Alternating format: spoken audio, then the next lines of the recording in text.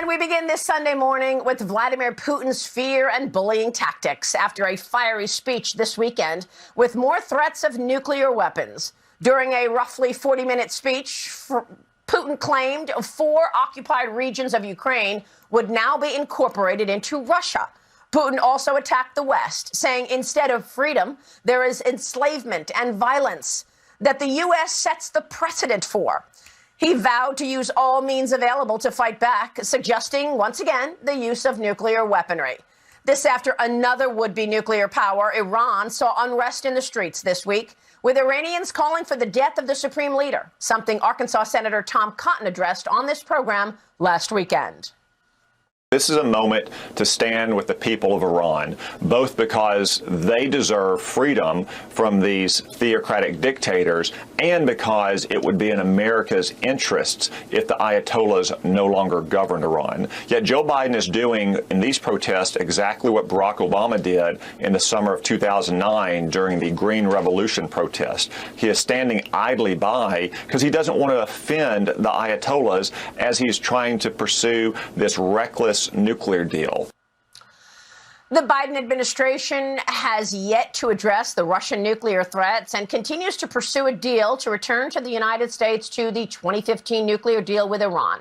Joining me right now to address all of this is the ranking member of the House Intelligence Committee. He is Ohio Congressman Mike Turner. Congressman, it's good to see you this morning. Thanks very much for being here.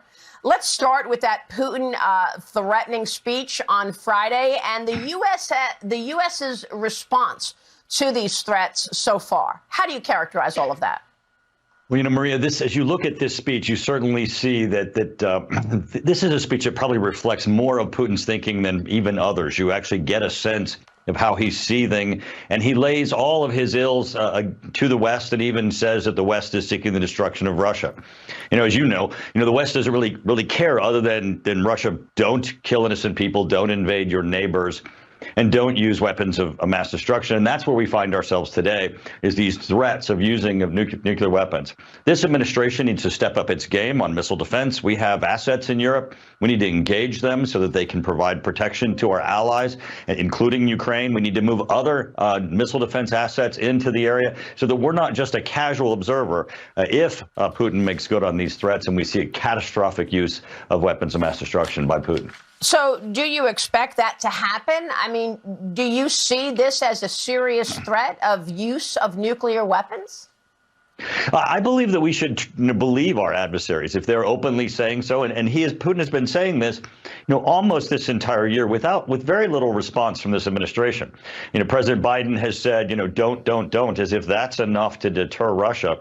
Now we're hearing that from the administration that through back channels, they're saying that there would be catastrophic consequences without any details. But at the same time, we have invested heavily in missile defense just for these types of situations. The administration needs to begin to deploy and activate our missile defense systems, so at least we can look to Europe and say we're going to be using these resources to provide some protection if Putin should decide to use weapons of mass destruction. Meanwhile, Kamala Harris goes to the demilitarized zone near, Kim Jong-un's doorstep, and she praises an alliance between the U.S. and North Korea. Can you explain that? No, she is clearly, obviously, out of her realm. She is confused on many things.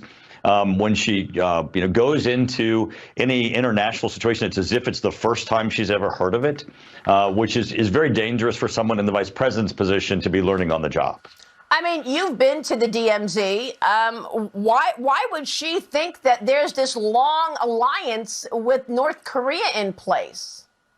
She even seemed confused when she was in the demilitarized zone. And I can tell you from having been there, as you said, there's significant briefings that you receive before you're taken into the area, while you're there. And she clearly must not have been listening to just the people that were there trying to give her an understanding of what she was seeing and what the threat is from North Korea to South Korea and to the United States. So many threats to discuss, Congressman, and I want to get your thoughts on the headlines this morning about China and this continued funding from the NIH to the EcoHealth Alliance and Peter Daszak. Apparently, the NIH is giving more money through EcoHealth to study bat coronavirus.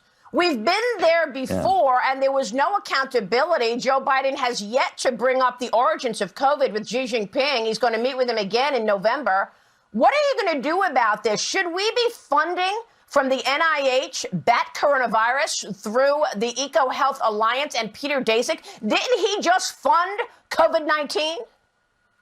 Well, I wouldn't go that far, but I would say this is certainly irresponsible. And this administration clearly doesn't understand that these types of research projects can result in a threat directly to the United States, and certainly as we've seen through the entire world. What we need to find out here is, who's approving these funding, how can we stop them, and also how can we have accountability? Certainly, if there's a change in Congress in the fall, we'll certainly make this a high priority going into the next year. Well, I mean, China overall, I guess, has been on the march since Joe Biden was inaugurated, and now they just abstained the condemnation of territory of Ukraine, so they are supporting Putin on this. How is the China policy out of this White House, in your view? Well, it's in shambles. I mean, they're been fearful to even continue policies from the prior administration, claiming that in their wokeness that they're concerned that they could be targeting individuals. Well, of course, they would be targeting our adversary, China. In this instance, I think that the abstention in the United Nations in support of Russia's invasion of Ukraine and their annexation of portions of Ukraine goes right to China's threats to Taiwan. They've recently just said this week that anyone who opposes them, will face unbelievable consequences. That's the same type of language you're getting out of Russia. Surely you're seeing, where the gap in what the administration is doing to try to deter these two aggressive nations and authoritarian regimes, and they're certainly not doing anything to garner any influence with China, try to stop what could be an outbreak of war in Asia. And of course, then there's Iran, this pursuit to get back into an Iran deal. Do you have any information about the supreme leader? We continue to hear that he is on his deathbed. Should the U.S. be strengthening Iran's leadership's hand right now with a nuclear deal? Absolutely not. And what you're seeing here again is misplaced priorities for the administration. While they're strengthening the Iranian regime is under attack from its own people. Certainly as we look to the nuclear deal, the JCPOA that the Obama administration had negotiated, it was not serving the United States. It was not serving Israel and our allies in the area. It was permitting Iran to continue its march to place the United States at risk. Going back into a failed deal does not protect the United States. Congressman, I want to take a break, but when we come back, I want to talk to you about the FBI. We know this morning that Adam Schiff apparently met with some colleagues. He's trying to convince them to put him in a leadership position should the Democrats take the minority. I guess he wants to be minority leader. Do you think that's possible, Adam Schiff? I don't think he has support of his own Democratic caucus. I think they have as many questions about Adam Schiff's leadership as the American public has seen, and certainly I would be incredibly surprised if he has more than minimal support. Well, this from the guy who said there was Trump collusion with Russia in plain sight. Congressman Turner, stay right there. We want to talk about the FBI and get your take on these whistleblowers and your plans should the GOP win the majority in November. Here's New York Congresswoman Elise Stefanik with me Friday morning on Mornings with Maria over on the Fox Business Network on the director of the FBI. Watch. Ms. Wray has avoided appearing except for one open hearing in front of the House Intelligence Committee. The leadership at the FBI continues to do everything they can to target President Trump, but also target the American people, target patriotic Americans who are conservatives. So we will hold them accountable.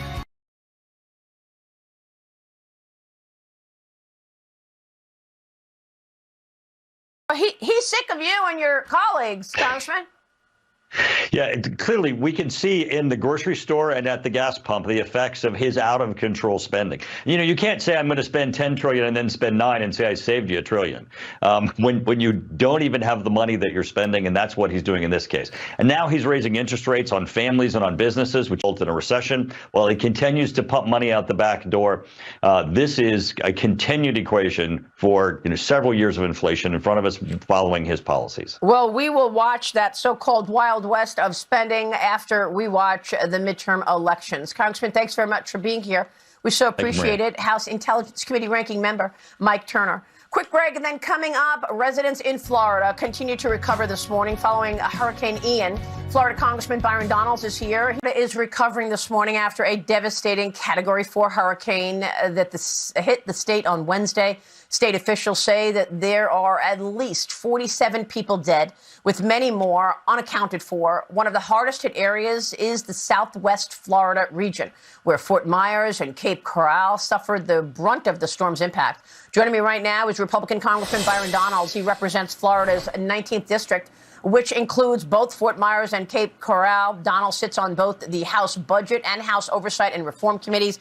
And Congressman, our thoughts and love and support go to you and your family, friends, and constituents this morning. How are you doing? Listen, first of all, Maria, thanks so much for your thoughts for our region. I mean, look, we're devastated here. Fort Myers Beach, which is one of the large tourist destinations in the country, has just been obliterated. It looks like they fought a war on Fort Myers Beach. That's what the storm did to that area. Many structures have been completely blown out, washed out. There's debris everywhere. Sanibel Island has been completely destroyed. Some of the structures are still standing, but the water damage, the storm surge has blown out first floor and even second floors on so many areas of the island. Pine Island, home to 20,000 people during season here. There's still about 2,000 to 4,000 people on Pine Island right now. We're trying to get them resources immediately from FEMA so that they can at least survive the next couple of days. Their bridge is completely washed out. And then Cape Coral is just completely out of power. Their telephone poles have just been snapped all over the island. We were able to restore emergency power to the hospital yesterday with the hard work of LCEC and our local government there.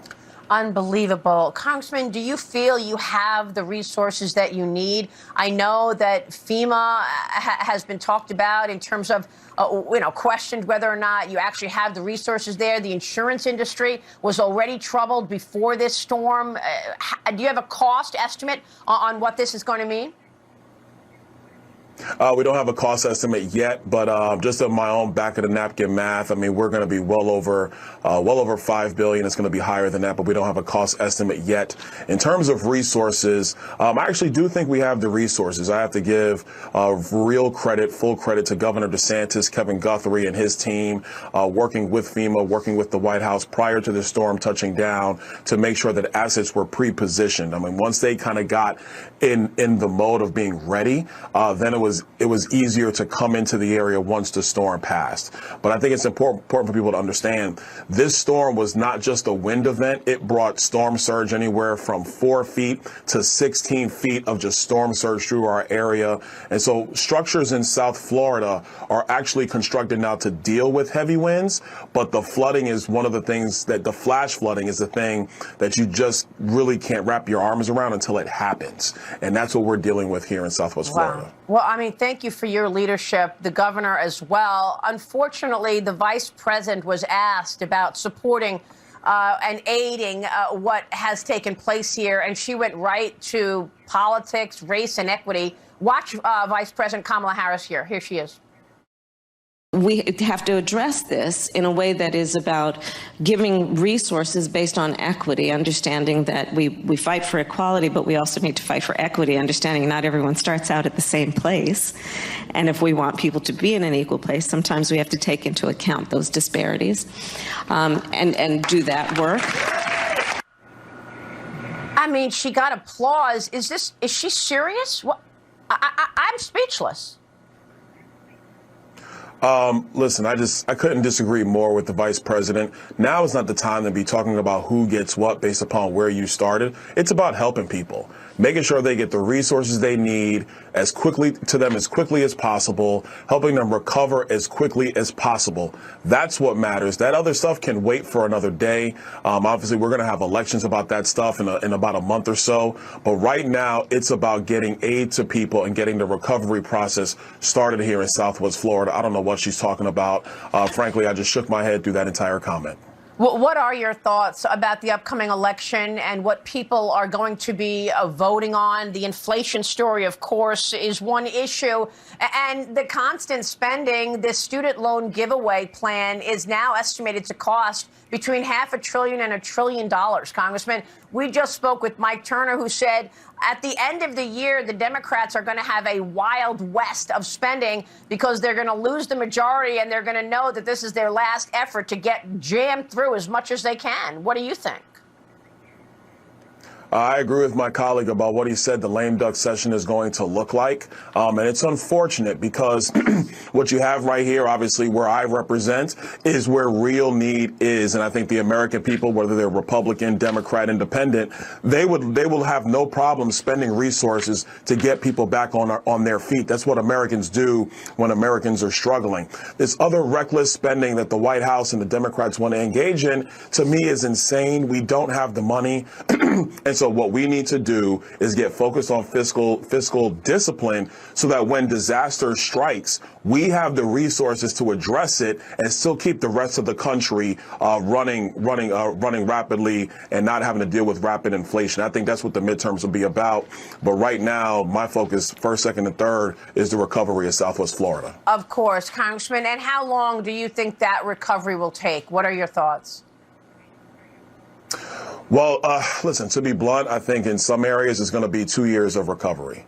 2 years, 3 years. I mean, we have a lot of legacy buildings that have been here for quite some time. You know, they've really become, points of interest for people to travel to. All of that needs to be rebuilt. We had new structures that were in the process of being rebuilt. That's been wiped out. And then we have some serious infrastructure issues that are going to have to be rebuilt as well. So I think to restore Southwest Florida, we're going to move as quickly as we can. But in some parts, it's going to be a couple of years before it's fully rebuilt.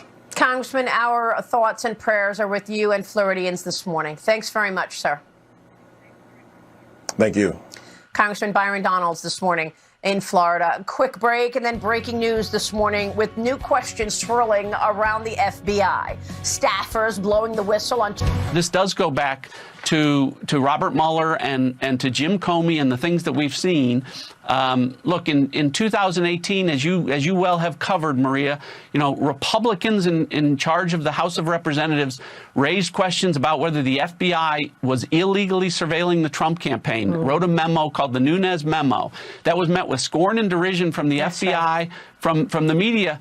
But when it ultimately was declassified, it was found out that there were not any threats to national security in that. The reason that the FBI didn't want that to go public was because it was embarrassing. Well, that was the former director of national intelligence, John Ratcliffe, on this program last week on the illegal surveillance of the Trump campaign and the Trump presidency during the Russia collusion lie and the abuse to the FISA court. It is one of a number of instances recently. Critics have pointed to a two-tiered system of justice at the DOJ and the FBI, including FBI whistleblowers who have spoken out about political bias, according to Ohio Congressman Jim Jordan. During the 2016 presidential campaign, former Trump campaign advisor Carter Page was spied on by the FBI for an entire year, with no charges ever brought against him. The DOJ later admitted that 2 of the FISA warrants used against Page were not valid, and that the Justice Department lacked the actual probable cause to surveil Page in the first place. Now, Page is suing the DOJ and the FBI for damages over their surveillance. In a new filing, Page says new evidence has come to light during the criminal case of Igor Danchenko. He is the subsource of the Steele dossier, accused of lying about the credibility of his sources, when his primary source was actually a Democrat operative tied to Hillary Clinton. We now know that the FBI was paying Danchenko from March of 2017 to October of 2020. He was on their payroll. Joining me right now this morning with this breaking news is the former Trump campaign advisor himself, Carter Page. Carter, thanks very much for being here. You have had an incredible several years. Give us your sense of this new motion that you have filed, indicating this new information. You have filed a motion to alter or amend the judgment, which was filed this weekend in the FISA abuse case in D.C. Maria, listen, it is the same fight that all of the members of the Republican members of Congress, the Trump administration, and millions of Americans across the country have been asking for and fighting over the last 5+ years. All we want is the truth. Unfortunately, I was litigating my FISA abuse case, which actually stemmed from the Inspector General Horowitz's report out of 2019. And we were litigating it, and unfortunately, it was dismissed, but it was based on all of the lies that the government has been pleading. And unfortunately for them, literally the same day that my lawsuit was dismissed on September 1st, they looked to seal and even, keep covered up the same lies that they've been covered up with regards to Danchenko. Then a couple weeks later, they go ahead and declassify that after the damage had already been done. And after, unfortunately, not only the FISA court was similar to the fact that that was defrauded, unfortunately, the U.S. District Court in Washington was also defrauded with this false information. They do not have the truth. And, we've been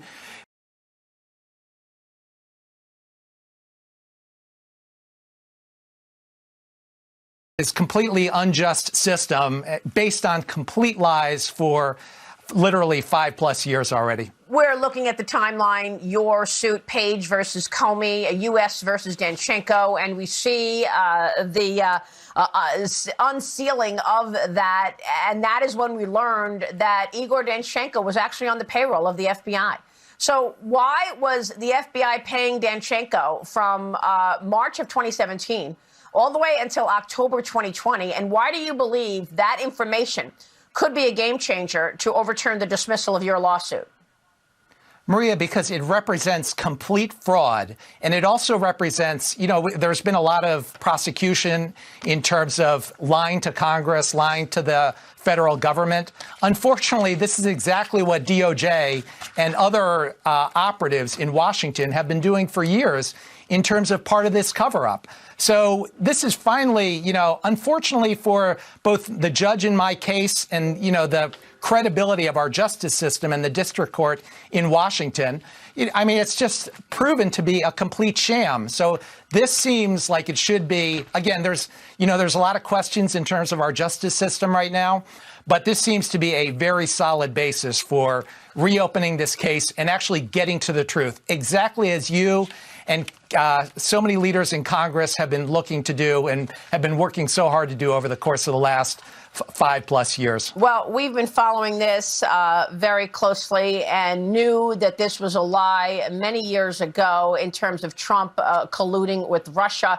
But I want to ask you about what you've endured, Carter, because your life was turned upside down. The FBI wanted to spy on the Trump campaign. They used you as part of that by surveilling you. What did that mean? That mean your emails, your text messages, your phone calls. You were getting death threats.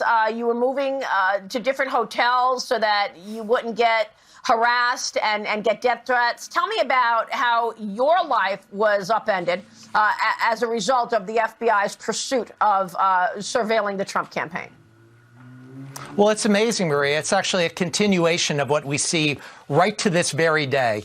During the summer of 2017, after Judge Dearie approved my final FISA warrant in June of 2017, and as was subsequently declassified from the Horowitz report, there was a number of footnotes, right? The fact that, they were illegally breaking into my residences and taking unauthorized photos of my personal belongings. For example, July 13th, they talk about in footnote 379, which then, of course, Senator Grassley had to get declassified. I'm in Doubletree, Princeton.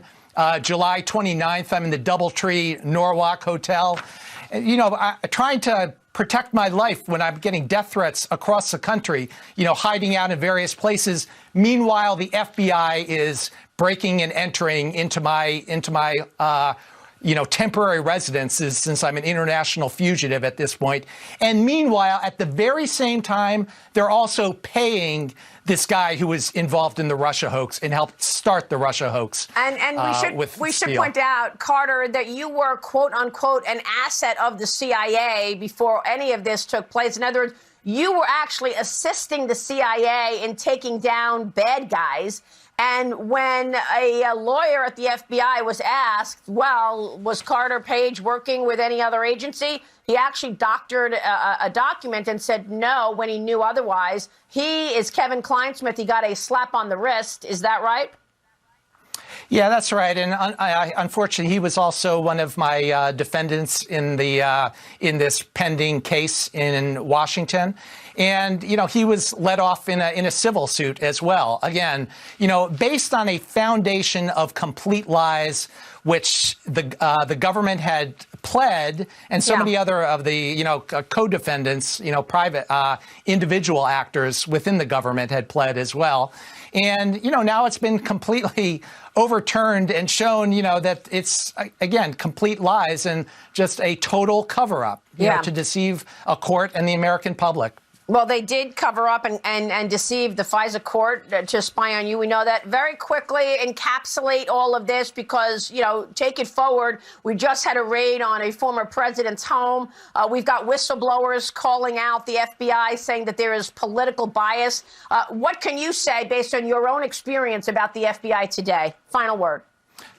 Well, listen, I think, you know, similar to, you know, President Trump and his literally his home, you know, just like I was dealing with in the summer you know, then Judge Dearie is the one who was the one that signed off on it, you know, the quote unquote special master now.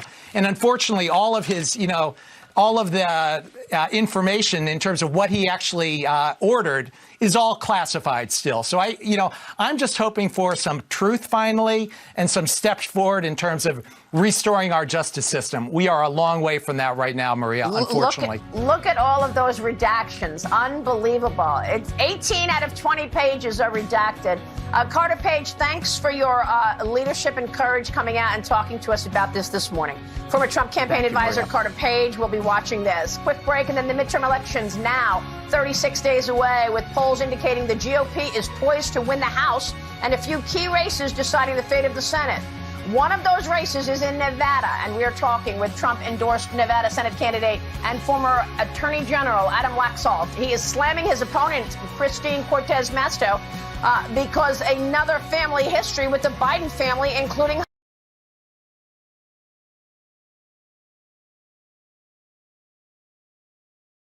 6 days away. Congressional Democrats will have to answer to voters on backing Joe Biden's and the Democrat progressive agenda, ranging from tax and spend to open borders. One race that will have a pivotal impact on which party controls the Senate is in Nevada, where Republican challenger Adam Laxalt leads Democrat incumbent Catherine Cortez Masto 4 points in the latest Trafalgar poll. Joining me right now is Nevada Senate Republican candidate Adam Laxalt. Laxalt previously served as Nevada's Attorney General and is a former naval officer and Iraq veteran. Sir, it's good to have you this morning. Thanks very much for being here. Thanks for having me. Well, you are up in this most recent poll. What do you believe to be the most important issues for voters, and how are you feeling? Look, we took an absolute media barrage all summer long, as I'm sure you've reported in a lot of these Senate races, and we didn't start till Labor Day, ourselves, our allies. To see us up in 5 consecutive polls shows that the people are not buying the lies and the smears and the rehabilitation by my Democrat opponent. And so we feel really, really good. We feel like this is the key Senate race, and people are waking up to that all over the country. As a result, we're getting support from all over the country and, of course, all over my state. Now, you have slammed your opponent for her ties, her family ties to the Biden family, including Hunter Biden. What is the tie? You know, they've been very close, and of course, Mastos supported Joe Biden heavily in 2020. There were emails in the Hunter Biden laptop with her husband, you know, asking for work and telling him that, you know, he's ready to help them and, you know, they're dear friends, et cetera. And so, but, you know, I think the part that I really get the kick out of is that she has not invited Joe Biden to Nevada. And every time she's asked the question, she dodges it. And so it just shows how these Democrats are. They'll do whatever it takes to win. They'll transform their record. And the reality is she's voted with him nearly 100% of the time. She was the 51st vote on the Inflation Reduction Bill, which has nearly pushed our state off the cliff. And so I think voters are onto her. They understand that this is all election year, morphing, trying to become a centrist, when the reality is she's been a rubber stamp for Joe Biden. Well, you were the AG, Attorney General. You are the law and order candidate. I want to get into issues. Let's take a short break and talk inflation, law and order, and the wide open border. We'll be back with Nevada Senate Republican candidate Adam Laxalt in a moment.